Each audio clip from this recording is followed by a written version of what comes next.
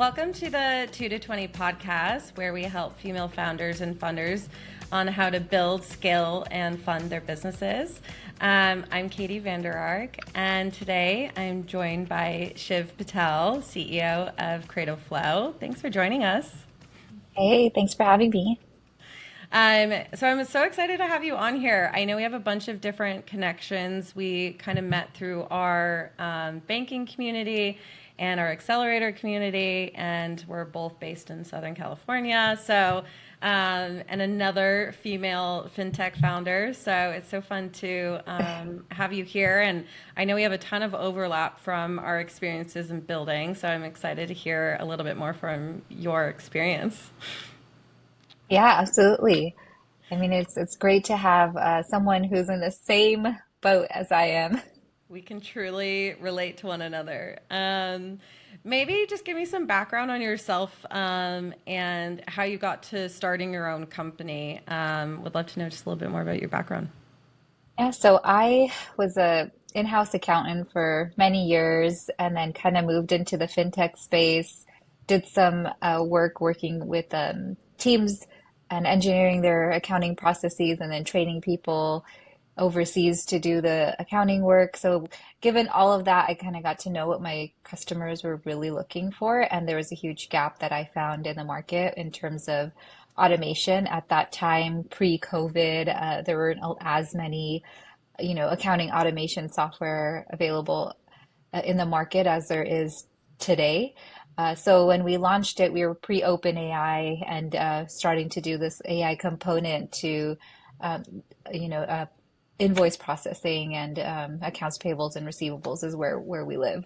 And so that's my background, but that's kind of how we started Cratoflow. And I was in business school at the time. I used business school to launch the company.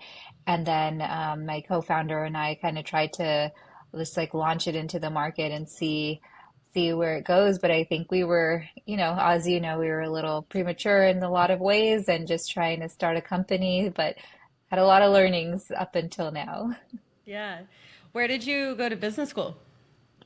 I went to Pepperdine. Oh, yeah, that's great. I remember seeing that. I did grad school in London, so I have a whole grad school network in London. Do you feel like having a grad school network in LA has helped you at all with kind of the network that you're building within at all? I mean, not as much in the entrepreneurship community, but if I needed any sort of guidance, I could always go back to my professors. And there is Pepperdine alum that could eventually come and work for Cradleflow, or like, I could use as like guidance in terms of sales or marketing and things like that, but not so much from an entrepreneurship perspective. Yeah, for sure, that makes sense. Regarding your company, like what are your ideal customers? Are you selling back into the type of accounting firms, or are you a software more so that you're going into other businesses as their kind of account, like powering their accounting arm of their business? Can you help me understand kind of the ideal customer that you are going after? Yeah, so it's more of the latter. We do partner with CPA firms to help them streamline the processes for their clients. So that would be more of like a partnership channel, and that would be beneficial to us because we'd gain a lot more clients that way. But we directly sell to businesses that are looking to power up. Office of the CFO suite is who we sell to. Okay, great. I know that that was kind of your background. Do you feel like that's been a benefit? So, like when I started my company, right, I started a business in the real estate lending space. I'm selling back into the type of company that I was at. So I felt like I really could sell the story as to I was the buyer before I understood the product. And so I felt like it was a good founder market fit. Do you feel like that's kind of the same case for you, selling back into kind of the same department that you were in?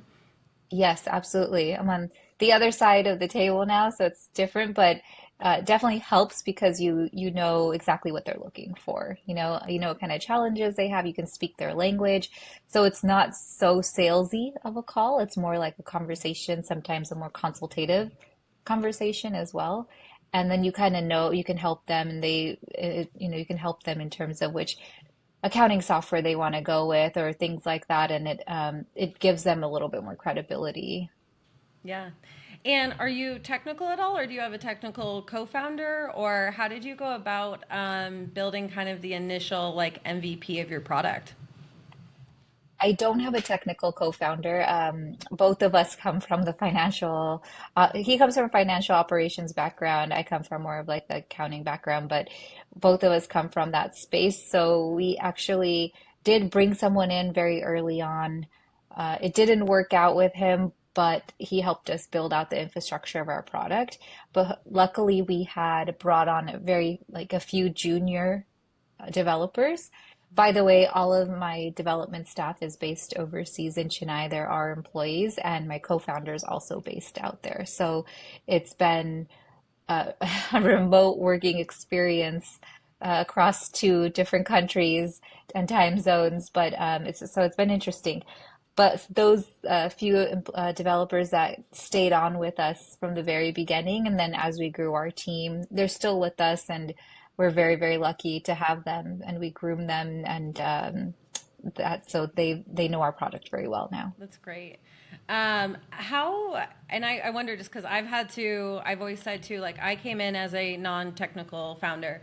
And I've really, like I said, I've said it in previous podcasts too, like I've had to try to become a better, almost like product manager, working with our tech team. Do you have any tips around building a strong product roadmap, especially if you're not technical? Like, have you figured out like what is the groove in which you're getting customer feedback, and then building a larger roadmap, and then working with your team to actually deliver those like product features? I'd be curious to know your experience. Yeah, I'd say initially just build one very specific thing. We went for it all, and I don't think it worked out very well for us in the beginning. Um, just because like I think it wastes time when I think you could just build out one specific aspect of your product, Yeah. launch it into the market, see how it does, get customer feedback, and then build more and more on top of that. It's good to say that you have all these different products. Yeah. I mean, it's nice for clients, but it does overwhelm your development staff as well because then they're trying to, especially when you're limited on resources and you're trying to spit out new features and trying to accommodate to each aspect of those features. So I would say pick your niche, figure out which product offering you want to go with first. And then the customers will give you feedback. And then as you're launching it, you'll know if this product is really taking off, then that product will become better and better and better over time. And then you can see where in your conversations with customers, you'll be able to tell, they'll ask you, oh, do you also do this? Do you also do that? And then if you get enough of those requests, then you could easily build that out, right? And you can have your test customers. Yeah, learning how to prioritize dev. That's been one thing that Yes. I've had to learn as well. So I obviously have like my vision of things that I want to be focusing on, and I've had to learn that product feedback direct from the customers ends up prioritizing a lot of the way that we spend our time and dev. Yeah. Um, yeah, totally agree on all that front. So going on to, I wonder around like, how do you, as a partner to like the CFO or the accounting department in business, like how are you building a relationship? Are you launching with pilots with customers? Are you coming in and showing them use cases? How are you going about like both like selling into clients and like sort of like your maybe even sort of your go-to-market strategy to get their attention? Initially, we started with AppSumo. We launched our product on a platform called AppSumo. They are targeted to very small businesses, or even just direct consumers that want to purchase very early products, and they become lifetime customers. So, part of the accelerator program that we were with thought this would be a good move for us. We launched, we tested the market, and we really quickly figured out that small business customers, while we did gain quite a few of them, and we did have a successful campaign, they're not our market just because our product was not tailored towards replacing QuickBooks for them. It's more we're more complementary to QuickBooks, and so they wanted like a quick fix, and our solution was more of like we have automation built in. It's not a one button fixes all your accounting request type of scenario. So we pivoted to mid-market customers after that. And what I did was I launched a LinkedIn campaign. And so we reached out to probably like I spoke to over 200 CFOs Wow. personally, and I think we got like three big mid-market companies out of it, over 100 million in revenue. Oh my gosh. Um, That's exciting. and so big ACVs for us. The companies that are good logos for us as well in terms of just having them is great. We're grateful for having such large businesses in our portfolio, but it was definitely a huge campaign that we had to do in terms of B2B SaaS in this space, given that we do have competition in our space as well, right? In terms of accounts payable automation. And then after that, it was more of like any customer that we got, we do offer to present their use case. So we ask for sample data, we walk them through their own use case, and if they like it, then the sales conversation progresses. Yeah, that's great. I like that you were able to pivot. I think that's like one of the hardest parts, especially when you're going to market. You have to like very quickly figure out what's working and what's not working. I like that. Are you doing any more like direct targeting? Have you found any success with like direct targeting campaigns? I've done some of that myself, but a lot of it is very a bit more of a manual process in the banking space. So I'd be curious of like if you've changed at all after the LinkedIn campaigns. Well, we're still launching, we're still doing the outbound campaigns. We're still, trying to put our efforts into that. Yeah, But I would say inbound is really where great. we should be, just because that's where everybody goes online and searches for these products, and then they're comparing your product to other products. And so if you're on some sort of forum where people can leave comments and things like that and reviews, it's probably the best bet. So we're trying to really boost our inbound marketing, and with boosting, we're revamping our website a little bit, boosting our SEO, just trying to get out there and see if we could stay relevant in the market, and beat our competition. Yeah. No, that's great. I like that you're trying all sorts of things, which is kind of the name of the game. Um, Kind of leading into kind of one of the next, I don't know if there's like one, but I was going to say like, what are maybe some of the biggest challenges that you've faced as a founder? I know we've previously talked about what a wild year it's been. I don't know if there's just one major challenge, but I wonder if there was anything like personally you had to overcome or with the business, but maybe a few of the challenges you might have faced over the last year or two of running the company.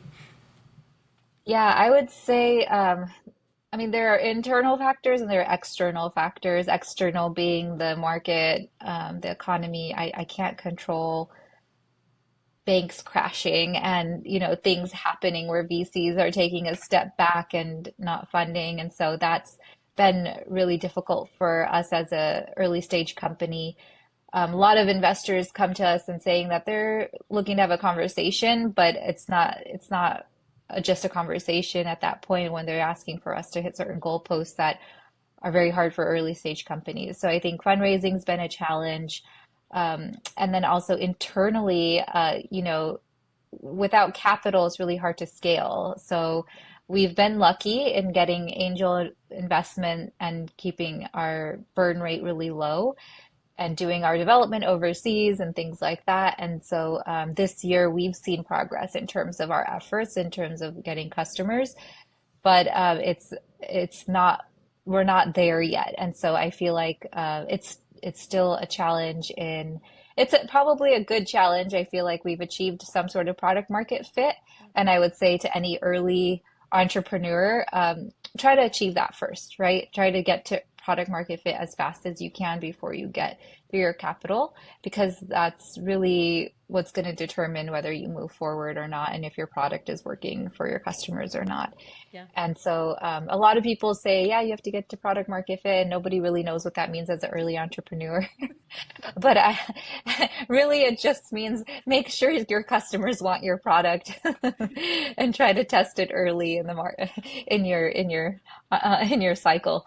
Um, Yeah. but No, that's that good so advice. I so I would say fundraising's probably been the biggest challenge, and internally, just I think development product wise, we've been pretty good in on that front. Just like you said, doing the outbound outreach has been pretty difficult because when one part of the economy is just not working for us, it's like the customers are also seeing that, right? And probably tightening their wallets.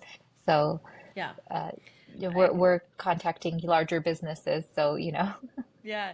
No, I totally understand. I launched probably in one of the worst debt markets that we've experienced in a decade, selling into debt lenders. So it's been a fascinating year to try to figure out, how our products still make sense, especially in a down market, how we're reducing costs, how we're actually optimizing the businesses. I think we probably have very similar selling propositions too. So I like to think that like what we're doing is like propelling businesses, especially in downturns.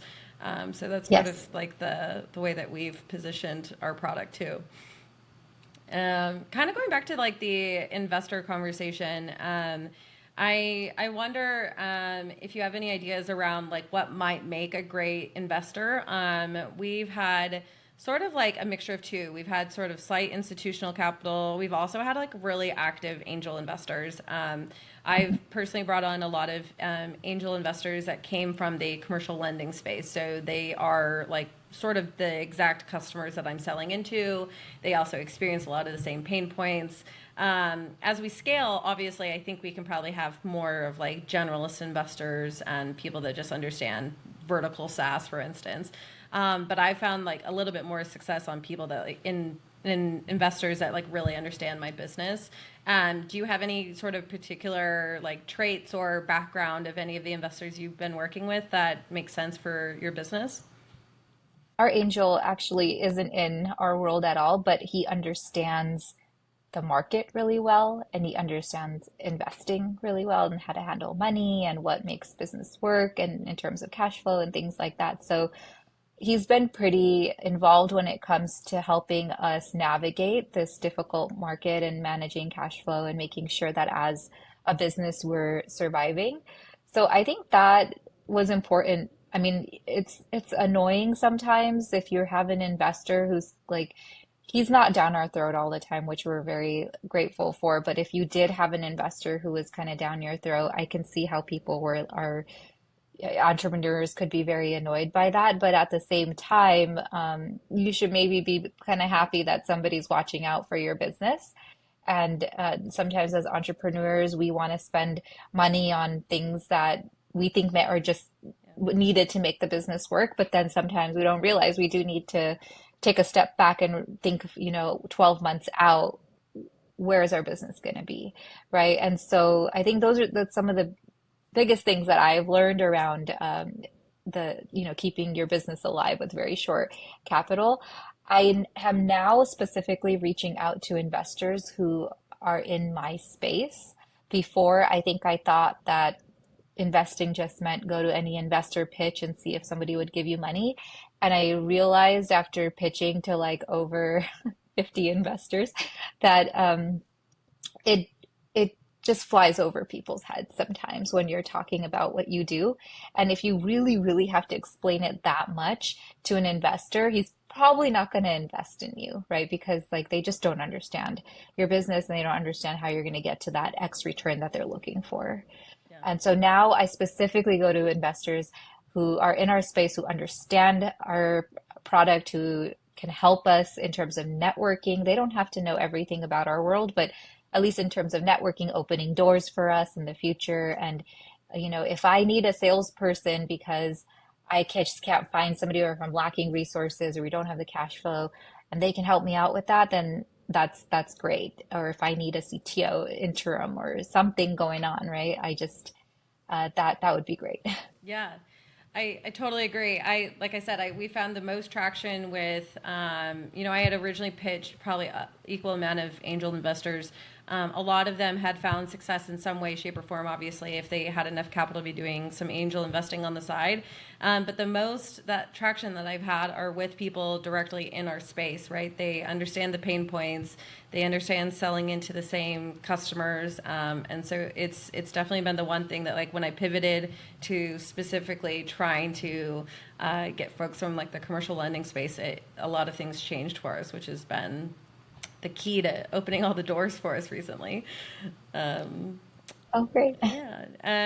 I wonder, so, I don't know if you have any advice that was either given to you or that maybe you now have after your own experience around founders thinking, starting their own company, thinking about starting their own company.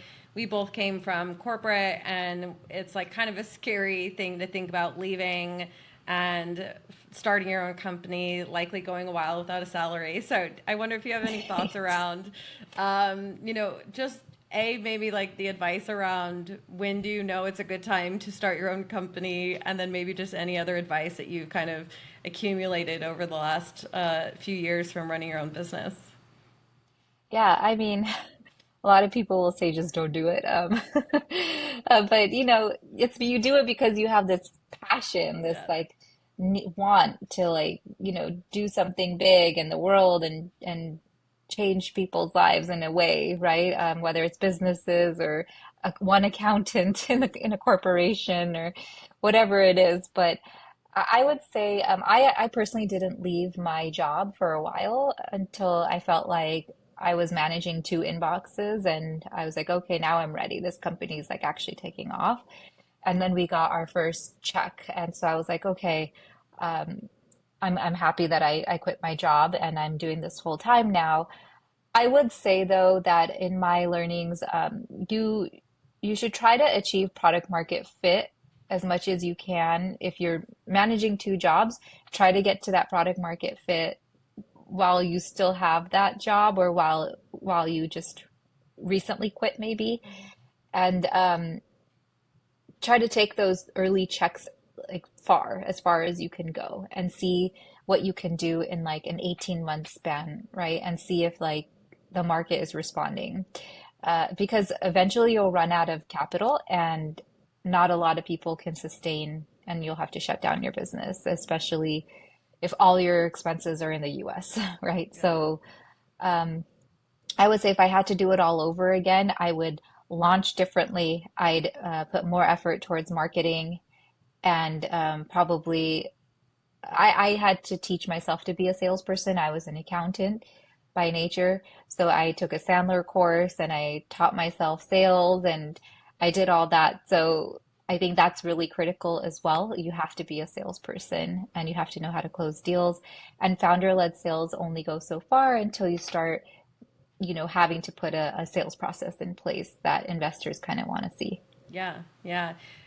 Yeah, being founder-led sales is sort of the name of the game when you're pre-seed 0 to 1. You really Yeah. don't. You're typically bootstrapped or small amount of angel capital, so you kind of have to figure out how you're the one person leading the charge, which is it's always different being on the other side. I did sales before at the bank, but it's also really different having to go sell back into the bank, right? And Yeah. it's like I felt like when I was at the bank, we were on the side of providing capital. So oftentimes while we were doing sales, I often felt like there was a great selling point for us to be providing the capital, right? And it made a lot of Mhm. sense to the developers. Um, Being on the other side, I feel like I'm the one really having to make sure that we're strongly making our case, which is it's hard. It's hard getting in the door. It's hard getting the meetings. It's hard getting past compliance, getting making sure that we actually get to the contract signed. So it's a whole journey. The golden market and sales journey. It's crazy.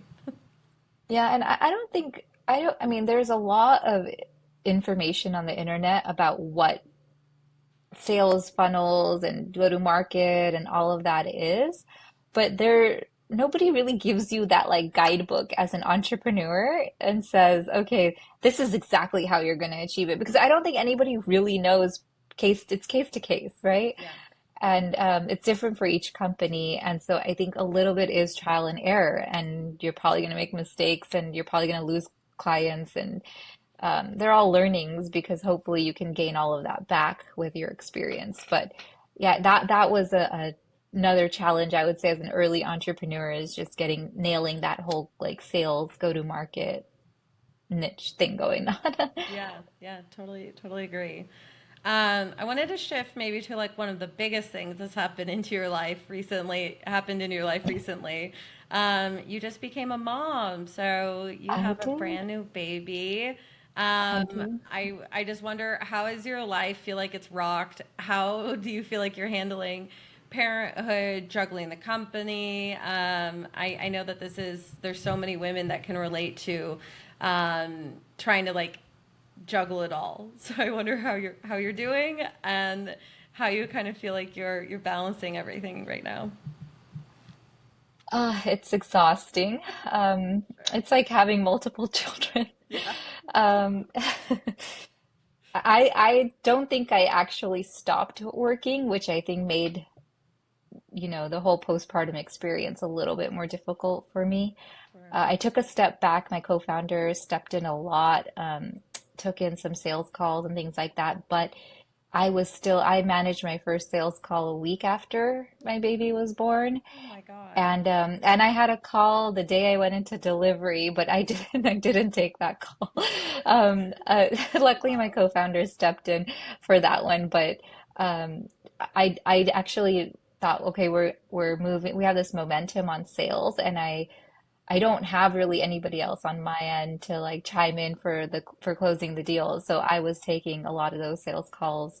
So it hasn't actually stopped. And as she's getting older, I'm just getting back more into things with the startup. So it's been exhausting, but at the same time, it's all fun. I mean, it's your business. You got to do what you got to do, and then it's your baby, so you want to I'm lucky that I get to spend like, I don't have to go somewhere physically. It's my business, so I get to be with her and I kind of get to make my schedule Yeah. around her and be with her as she's growing. But Yeah. as a woman founder, I think there is like a little bit of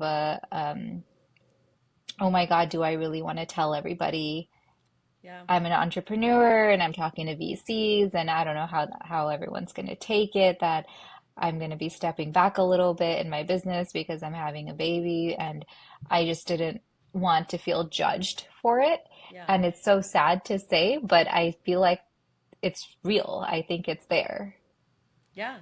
I know so many women that I've talked to have either not discussed their pregnancy or really tried to keep it as sort of like a not a frontline topic, because it's so much, it's not always asked of men how they're handling their newborn, or Yeah. what's happening at home, right? And that's kind of the interesting thing, is that you think about writing up your like monthly or quarterly investor notes, and it's kind of wild to think about like how much do I share of my personal life, and Yeah. how do I handle everything. um, it's a lot to be handling, but you sound like you're doing amazing, and I'm so proud of you for uh, getting back out there. You sound like you're killing it, so that's great. Thank you. Thank you. Um, well, we'll kind of wrap up here. I mean, I wonder if there's anything else you wanted to share with us, but I'm just so glad we got to connect too. Yeah, absolutely. And I thank you so much for having me on your show. I really appreciate it. Yeah, it was great, and I hopefully we'll meet up again in person soon. Yes. And I always love connecting with other women in the fintech space, so I hope we can hang out soon. Yeah, maybe we could do a woman's entrepreneur event of some sort. Yes. I know we did a dinner before, but we could do something else and that would be fun. Yes. I love the sound of that. Okay. All Thanks for right. joining us. Thanks. All right. Bye.